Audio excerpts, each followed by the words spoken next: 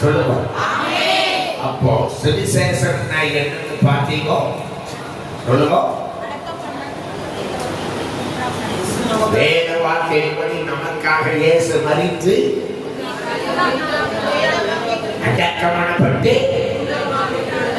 சுவிசேஷத்தின் சாராம்சம். புரியுதா? எத்தனை பேருக்கு புரியுது? என்ன சொல்லுங்க.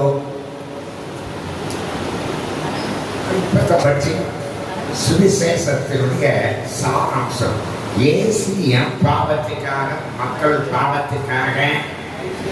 இது இண்டிபெண்டன்ஸ் டே இல்ல, சுதந்திரம் விடுதலை அடைந்த நாள் தானே.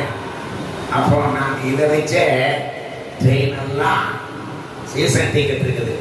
மீனம்பாக்கத்திலிருந்து ட்ரெயின் எல்லாம் எப்பா ஆங்கிலேயர் கரத்திலிருந்து இந்தியா விடுதலை அடைந்தது.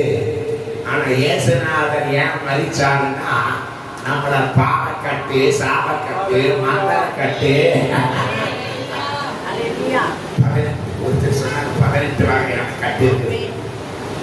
ஒரு சில கட்டுகளை சொல்லிட்டா சுவிசேஷத்திலிருந்து விடுதலை ஆகும். ஆமே.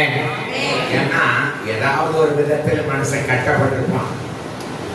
ஆமா, அதனால ஃபர்ஸ்ட் ஒரு 5-6 கட்ட சொல்லிடு.